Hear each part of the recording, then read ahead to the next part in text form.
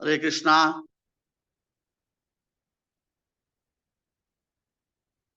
प्रभु हरे कृष्ण प्रभु हरे Krishna bro வாய்ஸ்லாம் கிளியரா இருக்குங்களா பிரபு? S பிரபு, நல்லா கிளியரா இருக்கு. ஹரே கிருஷ்ணா.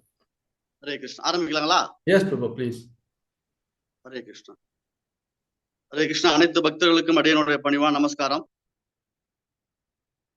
மார்கழி மாதம் இந்த நன்னாள்ல அடியார்களுடைய கூட்டத்துல அடியனையும் சேர வைத்த ஆண்டாள் தாயாருக்கும், பரமேஸ்வர பிரபு, கீதா மாதாஜி மற்றும் அனைத்து மூத்த வைஷ்ணவர்களுக்கும் என்னுடைய பணிவான நமஸ்காரத்தை தெரிவிச்சுக்கிறேன். நம்ம திருப்பாவைய தினந்தோறும் அனுபவிச்சுட்டு வரோம். அந்த ஆண்டாளுடைய பெருமையை திருப்பாவையின் மூலமாகவும் நாச்சியார் திருமொழியிலையும் நம்ம அறிஞ்சுக்கிடலாம். ஒரு பிரபந்தம் அப்படின்னா அந்த பிரபந்தத்துக்கு இயற்றிய அந்த ஆசிரியரை பத்தி பெருமையா அவர்களுடைய வைபவத்தை சொல்லுவாங்க. அது சம்பிரதாய மரபு. அப்படி ஆண்டாளுடைய பெருமையை போற்றும் விதமாக அமைந்த ஒரு பாசுரம் வடமொழியிலும் இருக்கு, தமிழிலும் இருக்கு. அந்த வடமொழி பாசுரம் எல்லாருக்கும் அறிந்த ஒன்று. நம்ம பரமேஸ்வரரோட முன்னாடி அதை பாடி காமிச்சாங்க. அந்த பாசுரத்துல நம்ம என்ன புரிஞ்சுக்கிறோம் அப்படின்னா, முதல்ல இந்த திருப்பாவை அப்படிங்கிறத நம்ம உலக விஷயத்தோட எப்போதும் ஒப்பிட்டு பார்த்துடக்கூடாது. ஆண்டாளுடைய ஏக்கம், ஆண்டாளுடைய தவிப்பு, அவளுடைய காதல், அது பொங்கி வழிந்தது. அப்படி பொங்கி வழிந்த பீரிட்டு எழுந்த அந்த காதல் எப்படியாவது கண்ணனை அடையணும், எப்படியாவது கண்ணனை அடைய வேண்டும் என்ற ஏக்கம், துடிப்பு, தவிப்பு, அதனால உருவானதுதான் இந்த திருப்பாவையும் நாச்சியார் திருமொழியும். எத்தையாவது பண்ணி பகவானை அடைய வேண்டும் என்று ஏங்கி தவிச்சு துடிச்ச ஆண்டாள். அதனால என்ன பண்ணணும்னு தெரியல. எத்த தின்னா பித்தம் தெரியணும்னு தமிழ்ல சொல்லுவாங்க இல்லையா? அது போல எத்தையாவது பண்ணி கண்ணனை கணவனாக அடைய வேண்டும் என்று ஆண்டாள் தவிச்சா. அப்படி அதனால உருவானது ஒவ்வொரு ஜீவாத்மாவும் பகவானுடைய சொத்து அப்படிங்கிறத ஆண்டாள் திருப்பாவை மூலமா தெரிவிச்சா. அந்த ஆண்டாளை ஸ்துதி பண்ணக்கூடியதாக இந்த வடமொழி ஸ்லோகம் அமைஞ்சிருக்கு. எல்லாருக்கும் தெரிந்தது. நீலா துங்கஸ்தனகிரி தடி சுப்தம் உத்போத்ய கிருஷ்ணம் பாரார்த்தியம் ஸ்வம் ஸ்ருதி சதசிர சித்தமத்யாபயந்தி ஸ்வவுச்சிஷ்டாயாம் சிரஜி நிகலிதம் யா பலாத்கிருத்ய புங்க்தே கோதாதஸ்யை நம இதம் பூய ஏவாஸ்து பூயஹ. அதாவது இந்த ஆச்சாரியர் சொல்றார், நஞ்சியர், இந்த ஆண்டாள் எப்படிப்பட்டவள் அப்படின்னா, அர்ஜுனனுக்கு பகவான் கீதை உபதேசம் பண்ண அவன் கீதாச்சாரியன். ஆனா அந்த கீதாச்சாரியனுக்கு ஆச்சாரியனாக இருந்து பாடம் எடுத்தவன் நம்ம ஆண்டாள். அவ்வளவு கீர்த்தி உடையவன் நம்ம ஆண்டாள் தாயார். அத சொல்ற, நீலா துங்க ஸ்தனகிரி தடி சுப்தம் உத்போத்தே கிருஷ்ணம். நீலாதேவியினுடைய உயர்ந்த மார்பின் மலை சாரலிலே படுத்து உறங்கி கொண்டிருந்த கண்ணனை எழுப்பி அமர செய்து, பாராத்தியம் ஸ்வம், நீ என்னுடைய தலைவன், நான் உனது தொண்டன், அதனால என்னை கைங்கரியத்துல ஈடுபடுத்து அப்படின்னு பாராத்தியம் ஸ்வம் என்ற உயர்ந்த தத்துவத்தை, வேத உபனிஷத்துக்குள் சொல்லக்கூடிய கருத்தை பகவானுக்கே எடுத்து சொல்லி, பாராத்தியம் ஸ்வம் ஸ்ருதி சதசிர சித்தம் அத்தியாபயந்தி, ஸ்ருதி சதசிர சித்தம் அத்தியாபயந்தி, ஒரு அத்தியாபனராக இருந்து, ஒரு ஆச்சாரியனாக இருந்து ஆண்டாள் தன்னுடைய சொல் மாலையால பகவானை கட்டி போட்டு பலவந்தமாக அனுபவித்தாளாம். அப்படிப்பட்ட ஆண்டாள் தாயார நான் மீண்டும் மீண்டும் கோதா நம பூத ஏவாஸ்து பூயக அப்படின்னு அந்த ஆண்டாள் தாயார, கோதையை நான் மீண்டும் மீண்டும் நமஸ்கரிக்கிறேன் அப்படின்னு ரொம்ப உயர்வான கீர்த்தியான சுலோகம் இந்த வடமொழி சுலோகம். அதனால எதுக்காக சொன்னோம் அப்படின்னா, இந்த ஆண்டாள் கிருஷ்ணன் மேல உள்ள காதலை நம்ம இந்த உலக விஷயத்தோடு சம்பந்தப்படுத்திடக்கூடாது அப்படிங்கிறதுக்கோசரம் இதை நம்ம முதல்ல அந்த ஆசிரியருடைய பெருமையை நம்ம புரிஞ்சுக்கணும். இப்ப திருப்பாவையின் உள்ள போகும் பொழுது ஆண்டாளுடைய ஒவ்வொரு பாசுரமும் ரொம்ப உயர்ந்த விஷயமா இருக்கும். ஏன்னா வேதம் அனைத்துக்கும் வித்தாக அமைத்தாள் இல்லையா ஆண்டாள். அப்படிப்பட்ட உயர்ந்த கீர்த்தி உடையவள். அவள் வந்து இன்றைய பாசுரத்துல நோற்று சுவர்க்கம் புகுகின்றங்கிற 10வது பாசுரம். இந்த பாசுரத்தினுடைய பேக்ரவுண்ட் நம்ம கொஞ்சம் பார்க்கணும். ஆண்டாள் எப்படி இந்த 30 பாசுரத்தை அமைச்சிருக்கா அப்படின்னா, ஐந்தும் ஐந்தும் அறியாத மானிடரை அப்படின்னு 6 பகுதியாக அமைச்சிருக்கா. இந்த 6 பகுதியில முதல் 5 பகுதி, 2ஆம் 5 பகுதி, இந்த 2வது 5 பகுதி, 3வது பகுதி, 5 5 10 பாசுரம். இந்த 10 பாசுரம் எப்படி இருக்குன்னா,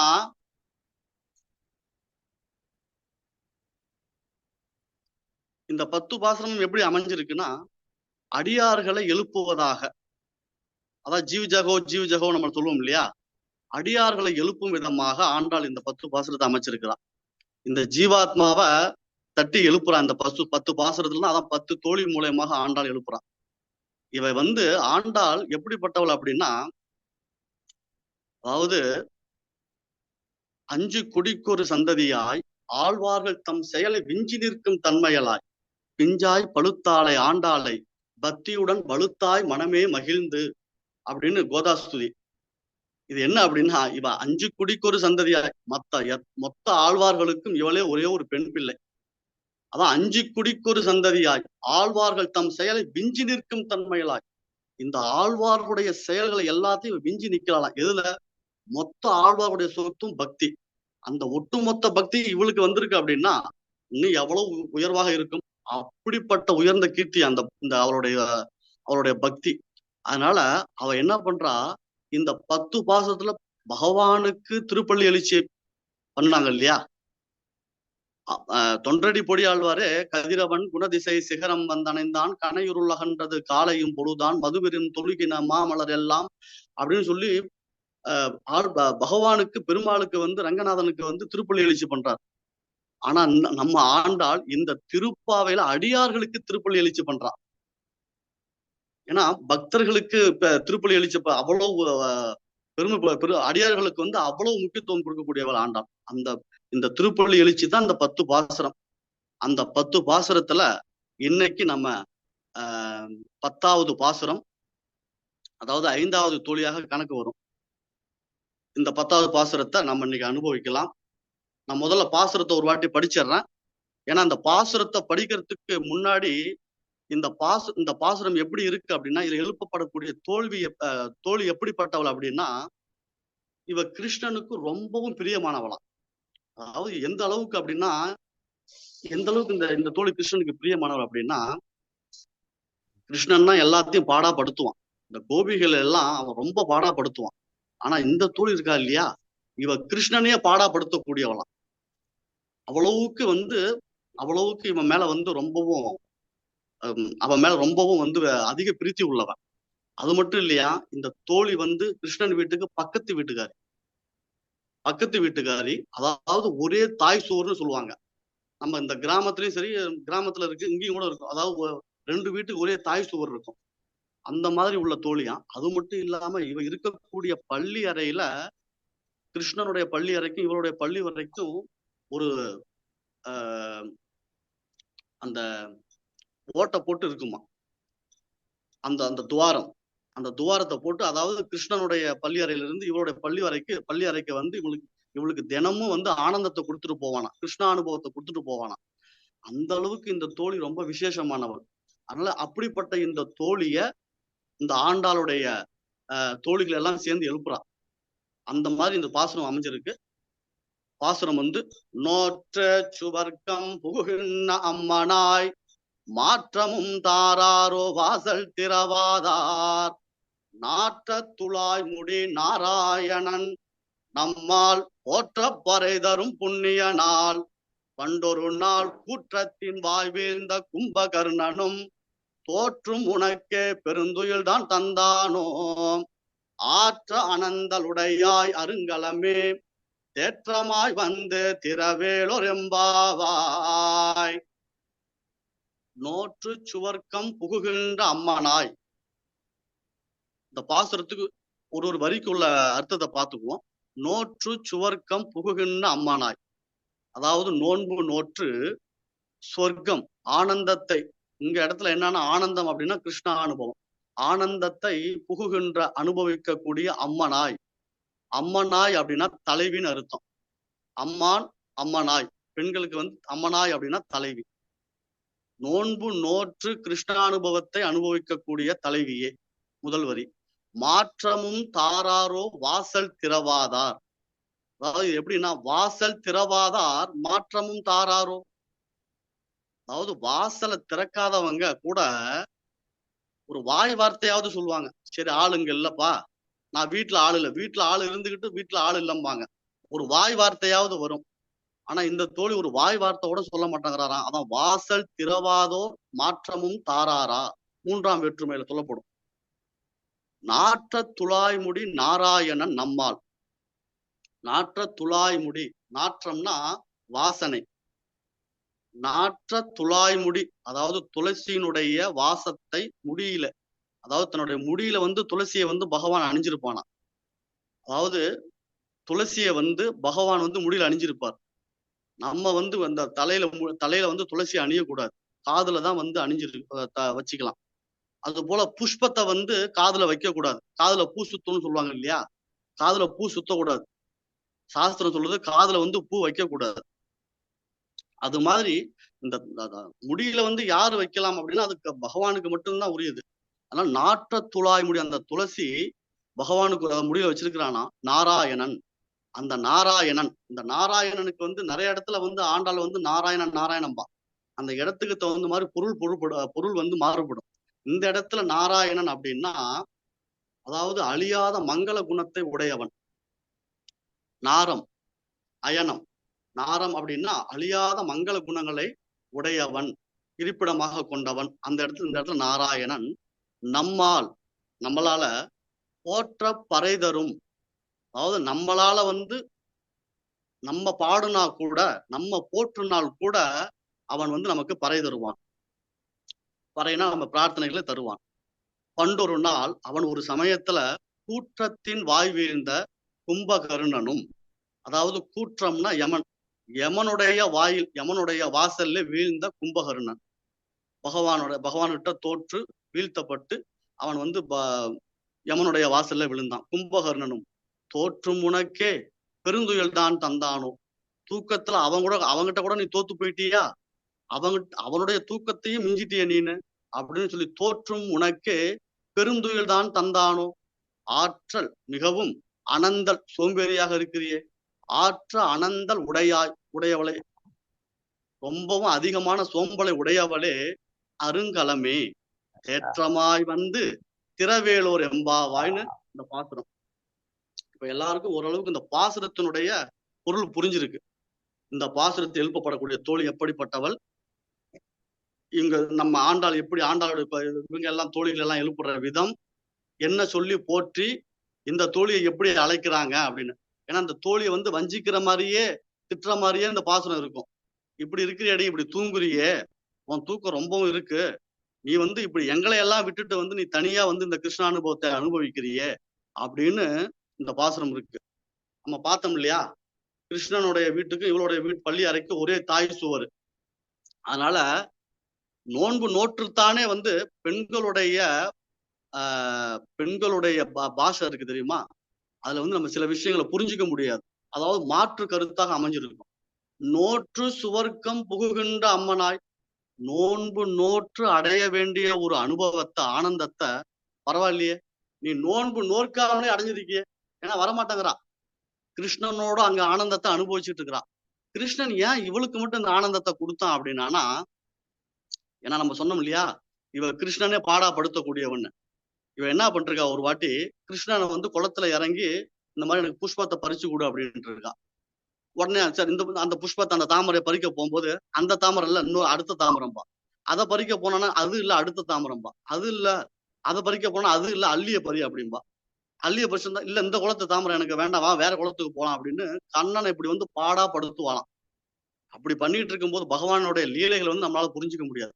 அதனால அவனுக்கு என்னன்னா ஜுரம் வர மாதிரி ஒரு ஒரு சம்பவத்தை பகவான் வந்து இப்படி காமிக்கிறார். அது மாதிரி ரெண்டு பேருக்கு ஒரே பள்ளி அறையா. அதனால என்ன ஆயிடுச்சு அப்படின்னா, இவன் கிருஷ்ணன் வந்து இந்த மாதிரி காய்ச்சலோட இந்த மாதிரி குளிரோட போயிருக்கான். என்ன ஆச்சு அப்படின்னு, இந்த மாதிரி நீதான் என்னை வந்து குளத்துல இறக்கி விட்டு இந்த மாதிரி பண்ணு, எனக்கு ஜலதோஷம் பிடிச்சிக்கிச்சு, ஒரே தலைவலியா இருக்கு அப்படின்னு. அவ ரொம்ப, ஏன்னா கண்ணன் மீது அதீத காதல் கொண்டவர்கள் இந்த கோபிகள். கோபிகளுடைய காதலை நம்மளால புரிஞ்சிக்கவே முடியாது. அதெல்லாம் வந்து சொல்ல முடியாது, தெய்வீக காதல் அந்த காதல். அதனால அது உலக விஷயத்தோட நம்ம ஒப்பிட்டு பார்க்கவே முடியாது. ஏன்னா அப்படிதான் அந்த, ஏன்னா ஆண்டாளுடைய பாவம், அந்த அந்த கோபிகளுடைய பாவத்தை தானே ஏற்று அந்த நோன்பு நோக்கிறா. எப்படி வந்து இந்த எதையாவது பண்ணி பகவான் அடையணும்னு துடிச்ச ஆண்டாளுக்கு கடைசியில் அந்த கோபிகள் தானே வந்து உதாரணமாக அமைஞ்சாங்க.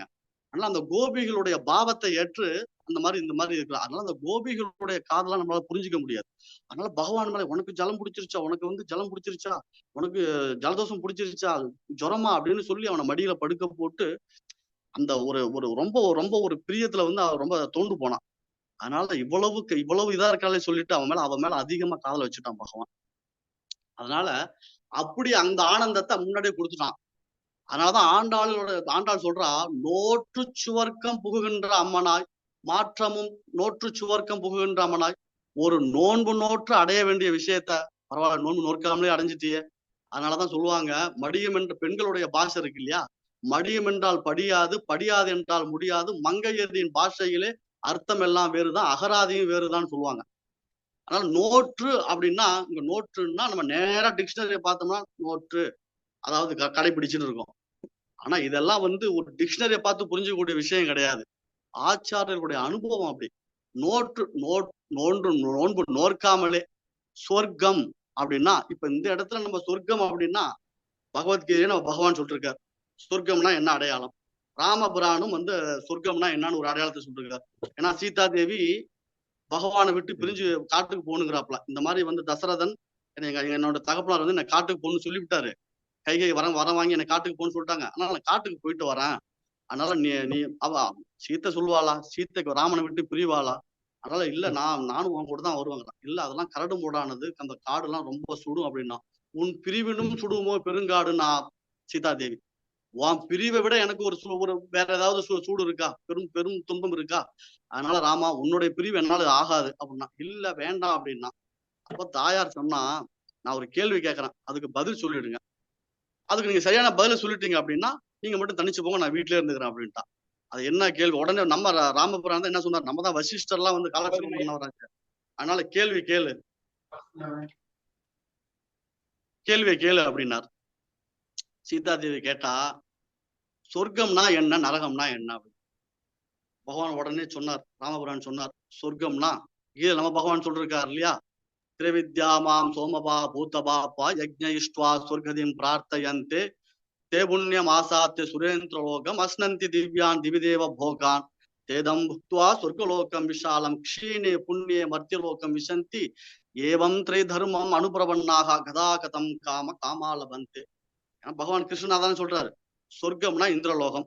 அங்க வந்து நிறைய அங்க புண்ணியகாரங்கள் நிறைய பண்ணணும் அப்படின்னா அங்க போய் ஆனந்தத்தை அனுபவிக்கலாம், சோமரசம் சாப்பிடலாம், ரொம்ப ஊர்வசி திலாத்தோமா போன்ற சுக அனுபவங்களை எல்லாம் அனுபவிக்கலாம். இந்திரன் வாழக்கூடிய இடம், தேவர்கள் வசிக்கக்கூடிய இடம் சொர்க்கலோகம். நரகம் பாவம் செஞ்சவங்க எல்லாம் உதப்பட்டு அடிபட்டு சிரமப்பட்டு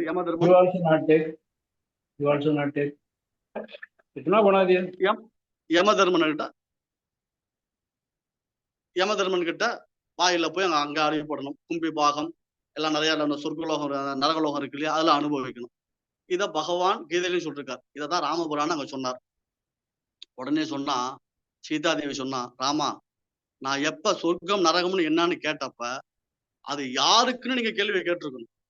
ஏன்னா இந்த சொர்க்கமும் நரகமும் வந்து ரிலேட்டிவ் டென்ஸ். அது அந்த சொல்லக்கூடியவருடைய பாவத்தை பொறுத்து இருக்கு. இப்ப நமக்கு இப்ப நம்ம இஸ்கானுக்கு வரத்துக்கு முன்னாடி எங்களுக்கு எல்லாம் சொர்க்கம்னா என்ன, சொர்க்கமே என்றாலும் அது நம்ம ஊரு போல வருமா, இதுதான் நமக்கு சொர்க்கம். சொர்க்கம்னா எங்க ஊர் தான்ப்பா, நான் பிறந்த ஊர் தான் எனக்கு சொர்க்கம் அப்படின்னு நம்ம சொல்லுவோம். ரொம்ப பசியில ஒருத்தர் இருக்கவங்கிட்ட போய் உனக்கு என்னப்பா சொர்க்கம் நரகம்னா என்னன்னு தெரியும் அப்படின்னா, என் வயிறு நிரம்புச்சுன்னா சொர்க்கம், இல்ல பட்டினியா கிடந்தனா அது எனக்கு நரகம் அப்படின்னு சொல்லுவாங்களா. அதனால ஒவ்வொருத்தருடைய பாவத்தை பொருந்து. ஆனா இங்க சொர்க்கம் அப்படின்னா கோபிகளுக்கு சொர்க்கம் எது, கண்ணனுடைய சேர்ந்து இருந்தா சொர்க்கம், கண்ணனுடைய பிரிவு நமக்கு நரகம். அதனால இந்த இடத்துல சொர்க்கம் அப்படின்னா கிருஷ்ண அனுபவம் அப்படின்னு ஆச்சாரியர்கள் தெரிவிக்கிறாங்க. ஆனால் நோற்று சுவர்க்கம் புகுகின்ற அம்மனாய் மாற்றமும் தாராரோ வாசல் திறவாதார். அப்படி மூன்றாம் வேற்றுமை இந்த இடத்துல வரும். இந்த வாசல் திறவாதார், வாசல் திறக்காதவங்க கூட ஒண்ணுமே சொல்லாம இருக்கிறியே அம்மனாய் அப்படிங்கிற தலைவியே அப்படின்னா இந்த நோன்புக்கு தலைவியா இருக்கக்கூடியவளே அப்படிங்கிறான். ஏன்னா இவ தலைவியாம். சொல்ல போனோம்னா அந்த நோன்பு இந்த தலைவர்கள்லாம் இருக்காங்க இல்லையா, நோன்பு நோக்கணும் அப்படின்னு உண்ணாவிரதம் அப்படின்னு சொல்லிட்டு அவங்க எல்லாம் தெம்பா சாப்பிட்டுருவாங்க, தொண்டர்கள் எல்லாமே பட்டினியா கிடப்பான். அது மாதிரி அவளை தலைவின்னு கூப்பிட ஆண்டாளுடைய ஒவ்வொரு வார்த்தைக்கும் 1000 அர்த்தங்கள் அங்க பதிச்சிருக்கா. ஆனால் நோற்று சுவர்க்கம் புகுகின்ற அம்மனாய், ஆனால் தலைவி அப்படின்னா அதுல ஒண்ணும் காணும். மாற்றமும் தாராரோ வாசல் திறவாதார். அதாவது வாசலை தான் திறக்க மாட்டேங்கிற, குறைந்தபட்சம் ஒரு ஒரு வாய் வார்த்தையாவது சொல்லலாம் இல்லையா, நான் இருக்கிறேன் தான் வரேன், இல்ல கொஞ்ச நேரம் கழிச்சு வரேன் அப்படின்னாவது சொல்லலாம் இல்லையா அப்படின்னு சொன்னா. அதனால நாட்ட துளாய்முடி நாராயணன் நம்மால், அதாவது அந்த துளசியினுடைய இத வந்து அணிஞ்சிருக்கக்கூடிய நாட்ட துளாய்முடி நாராயணன் நம்மால் போற்ற பறைதரும் புண்ணிய நாள் பண்டொரு நாள் கூற்றத்தின் வாய்வீழ்ந்த கும்பகர்ணனும். இந்த இடத்துல போற்ற பறைதரும் புண்ணியனான்னு சொல்றோம் இல்லையா, நம்ம போற்றுனா கூட பகவான் வந்து பறை தருவான். விஸ்வாமித்திரர், வசிஷ்டர், ஆழ்வார்கள் இவங்க போற்றுனா மட்டும்தான் பறை தருவான்னு நினைச்சுக்காத, நம்ம போற்றுனாலும் பறை தருவான் அப்படின்னு சொல்றான். ரொம்ப நிறைய ஆழ்ந்த விஷயங்கள் நிறைய இருக்கு. ஆனால் மேலோட்டமாக நம்ம முடிச்சு கொண்ட இன்னொரு 5-10 நிமிஷத்துக்குள்ள முடிச்சிடலாம். ஹரே கிருஷ்ணா. பண்டொரு நாள் கூற்றத்தின் வாய் வீழ்ந்த அப்படின்னா அதாவது யமனுடைய வாசல்ல விழுந்தா. ஆக்சுவலி இந்த இடத்துல வார்த்தை எப்படி அமைஞ்சிருக்கணும் அப்படின்னா, பண்டொரு நாள் முன்பொரு கால் கூற்றத்தின் வாய் வீழ்ந்த. அந்த புண்ணிய நாள் அப்படின்னா புண்ணியன்னா அங்க ராமபுரம், அதாவது தர்மோ விக்ரவான் ராமக அப்படின்னு சொல்லுது. புண்ணியன் அப்படின்னா தர்மம் அப்படின்னா அது பகவான் ராமன். அந்த ராமனால் பண்டொரு நாள் கூற்றத்தின் வாய் வீழ்ந்த, கூற்றத்தில் வீழ்ந்த அப்படின்னு அதாவது வீழ்த்தப்பட்டன்னு இருக்கணும். ஆனா ஆண்டாள் இங்க வீழ்ந்தன்னு சொன்னான். ஏன்னா இங்க வந்து அவதார ரகசியம் இருக்கு. பகவானுடைய அவதார நோக்கம் புரோபதாவே அந்த பர்கோட்ல பரித்ராணாய சாதுனாங்கிற ஸ்லோகத்துல சொல்றாரு.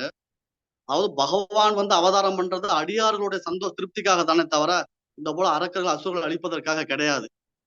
ஏன்னா இவனா வீழ்ந்த அப்படின்னா அவனா வந்து விழுந்தான், இவரா வீழ்த்தணுங்கிற நோக்கம் பகவானுக்கு கிடையாது. ஆனா அவனா வந்து வீழ்ந்தான். அதனால ஆண்டாள் போட்ட வார்த்தை கூட்டத்தின் வாய் வீழ்ந்த கும்பகர்ணனும் அப்படின்னு. அந்த கும்பகர்ணனை பாகவதத்துல நம்ம ரொம்ப அருமையான ஒரு ஸ்லோகம், அதாவது 9வது அத்தியாயம் 9வது காண்டம் 10வது அத்தியாயம் 18வது ஸ்லோகம். இந்த கர்ணனை பத்தி ஒரு அதாவது ரொம்ப விரிவா சொல்லப்படல. இந்த கும்பகர்ணன் அப்படிங்கிறவனை பத்தி அந்த வார்த்தை வருது. கும்பம் அப்படின்னா ரொம்ப பெருசு, கும்பம்னா ரொம்ப அடர்ந்த, கர்ணம்னா காது, அவனுடைய காது அவ்வளவு பெருசா இருக்குமா. அவனை பத்தி இதை சொல்றாரு. ஏன்னா இவனை எழுப்புறதுக்கு பல பேர் வேணும். ராவணன் வந்து இந்த யுத்தத்துல வந்து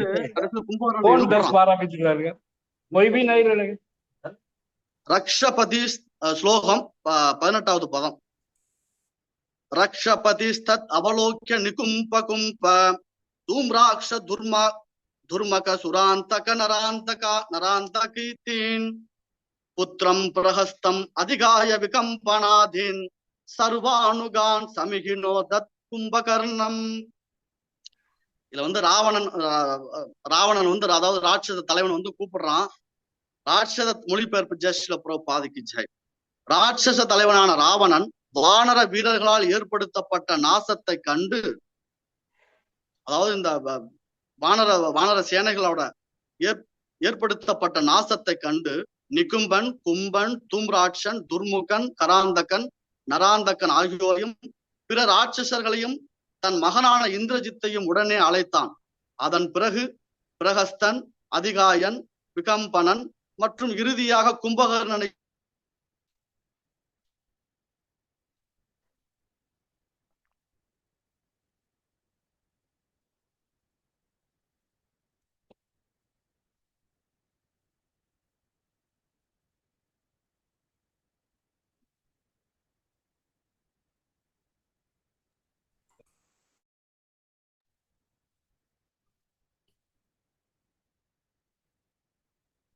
Hare Krishna.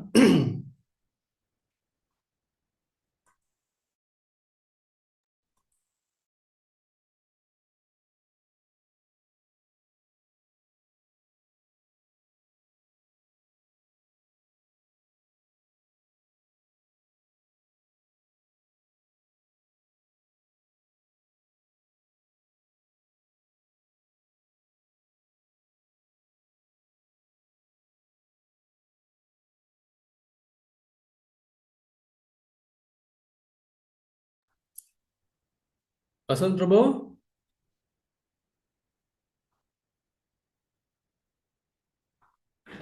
Yes, Prabhu. Hare Krishna, Prabhu. I think அவரோட கனெக்ஷன்ல ஏதோ ப்ராப்ளம்னு Oh, நினைக்கிறேன். okay. அதான் Prabhu. Sorry. ராதாகிருஷ்ண பிரபு. பிரபு நான் அவருக்கு ஒரு கால் அடிக்கிறேன் நான். Okay Prabhu please. Thank you.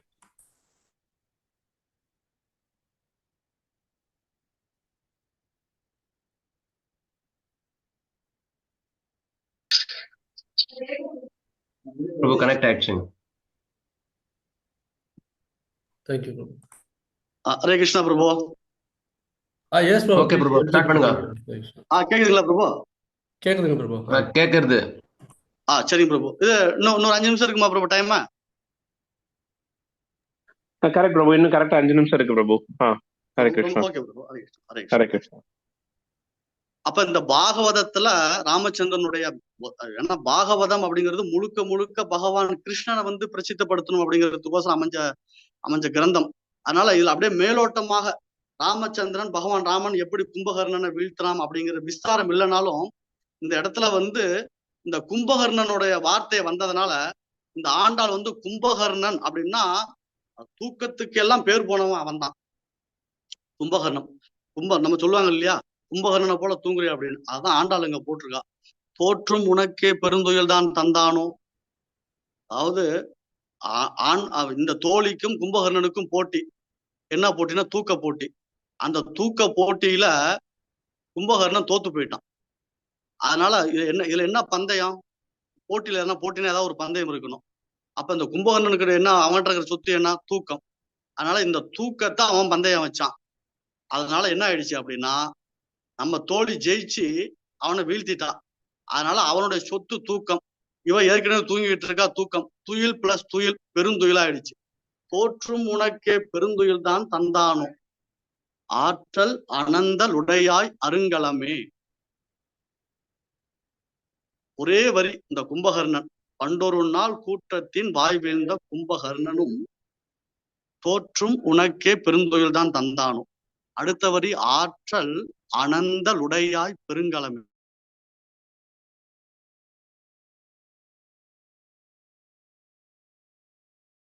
தோழி சொன்னா, சரி நான் தான் கும்பகர்ணன் சொல்லிட்டீங்களே, என்ன எது கூப்பிடுறீங்க? உங்க கோஷ்டியில வந்து உங்க ஆழ்வார்கள், நிறைய பக்தர்கள், பிரகலாதன், நிறைய இவங்க எல்லாம் இருப்பாங்க. அவங்கள கூப்பிட்டுட்டு போங்க. என்ன எதுக்கு கூப்பிடுறீங்க? நான் தான் கும்பகர்ணன் ஆச்சே, என்ன எதுக்கு கூப்பிடுறீங்க அப்படின்னா, ஆண்டாள் பார்த்தா இது என்ன கதையே மாறுது அப்படின்னு சொல்லி உடனே அடுத்த வரிய போட்டான்.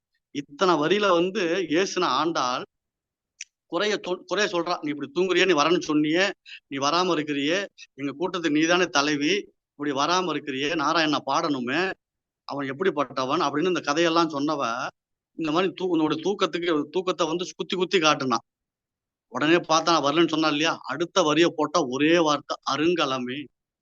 இந்த நோன்புக்கே நீதானடி அருங்கலமா ஆபரணமா இருக்கிற, உன்னை விட்டுட்டு நாங்க போவோமா அப்படின்னா, ஆண்டாள் இதுல ஒரு ரகசியத்தை நமக்கு சொல்லி கொடுக்குறா. என்ன அப்படின்னா, எப்பவுமே நம்ம வந்து ஒருத்தங்களை வந்து பக்திக்கு கூப்பிடுறோம் அப்படின்னா அவங்ககிட்ட குறையே நம்ம கண்டுட்டு இருக்க கூடாது. குறைய சொல்லி, ஒருத்தர் வராரு, வந்த புதுசுல வந்து நிறைய தப்பு பண்ணுவாரு, தப்பா பண்றதுதான் நம்ம வேலையே. தப்பா பண்ணுவாரு. உடனே அவங்கள நீங்க என்ன எப்படி பாக்குறீங்க, இதை அங்க தூக்கி வைக்கிறீங்க, இதை அங்க வைங்க, இது இப்படி வைக்க கூடாது, இது அங்கதான் வைக்கணும், நீங்க இப்படி நடக்க கூடாது, இப்படி குறைய சொன்னோம்னா அந்த ஆளுக்கு என்ன ஒரு விரக்தி ஆயிட்டு, நான் எப்பா என்னை ஆளை கூட்டத்துக்கே நான் வரல அப்படின்னு போடுவான். அதனால இது வந்து ஆண்டாள்களை அழைக்கும் கூட்டம் நம்ம கூட்டம். புரோபாதாவோட கருணையினால இன்னைக்கு புரோபாதெல்லாம் எவ்வளவு விஷயத்த வந்து பொறுத்திருக்கிறார். இதெல்லாம் சாத்தியமாகக்கூடிய விஷயமா? இன்னைக்கு உலகமே இந்த கிருஷ்ண பக்தியில மிதக்குது அப்படின்னா அந்த ஆச்சாரனுடைய அளப்பற்ற கருணை. ஆனா அடிக்கடி என்னோட மனசுக்குள்ள நானே சொல்லிக்கிறது. ஆண்டாளுடைய ஆசையை நிறைவேற்றினவர் ராமானுஜாச்சாரியார். ராமானுஜருடைய ஆசையை நிறைவேற்றினவர் நம்ம ஸ்ரீல பிரபுபாதம். ஏன்னா ஆண்டாளுடைய ஆசையே அதானே. அதனால ஆண்டாளுடைய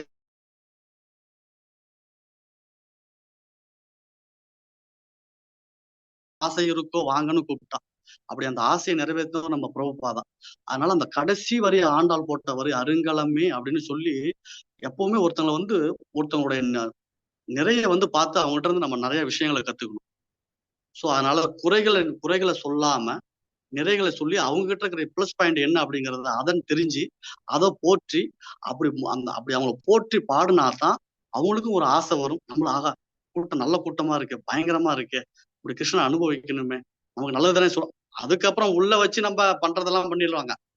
நம்ம இஸ்கான்ல அது ஒரு பெரிய சாமர்த்தியம். உள்ள வர வைக்கிற வரைக்கும் தான் நம்ம அவங்களுக்கு அடிமை. அவங்க உள்ள வந்துட்டாங்கன்னா அதுக்கப்புறம் நம்ம அவங்க அந்த அந்த இதெல்லாம் புரிஞ்சதுக்கு அப்புறம் அவங்கள நம்ம என்ன வேணாலும் பண்ணி அவங்களா ஈடுபடுவாங்க. அப்படிப்பட்ட ஆண்டாளுடைய அந்த வார்த்தை ரகசியம் ஒவ்வொன்றையும் ஒவ்வொரு வார்த்தைக்கும் 1000 அர்த்தத்தை வச்சிருக்கா. அப்படியே ஆண்டாளுடைய பெருமையை நம்ம தினமும் பாடலாம். ஹரே கிருஷ்ணா.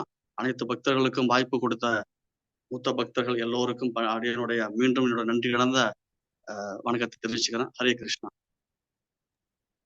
ஹரே கிருஷ்ணா பிரபுஜி, விளக்குவர நன்றி இருந்தது. ஹரே கிருஷ்ணா. ஹரே கிருஷ்ணா. மிக அருமையா இருந்துச்சு பிரபு. பாஸ்டர் என்ன இன்னொரு தடவை பாடுங்க பிரபு. ஹரே கிருஷ்ணா. இன்னும் 2 நிமிஷம் இருக்கு. ஹரே கிருஷ்ணா. ஹரே கிருஷ்ணா. ஹரே கிருஷ்ணா பிரபு. மிக அருமையா இருந்தது. ஹரே கிருஷ்ணா. ஹரே கிருஷ்ணா. பாடுங்க இன்னொரு வாட்டி பாசுரத்தா.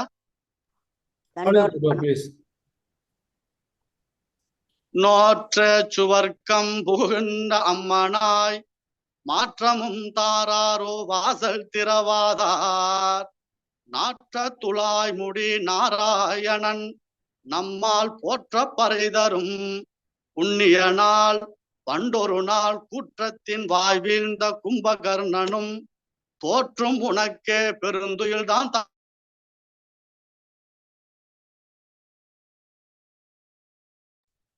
ஏற்றமாய் வந்து திரவேலொரெம்பாவாய். ஹரே கிருஷ்ணா. அருமை பிரபு, அருமை பிரபு. ஹரே கிருஷ்ணா. ரொம்ப நன்றி பிரபு. ஹரே கிருஷ்ணா பிரபுஜி. அனைத்து பக்தர்களுக்கும் மீண்டும் என்னுடைய நன்றி கலந்த நமஸ்காரத்தை தெரிவிச்சு. அருமையான பதிவு பிரபுஜி. வார்த்தைக்கு வார்த்தை அர்த்தங்களா இருக்கட்டும். என்ன சொல்றது, அந்த எக்ஸ்பிளனேஷன் ரொம்ப எக்ஸலண்ட். தேங்க்யூ பிரபுஜி. ஹரே கிருஷ்ணா.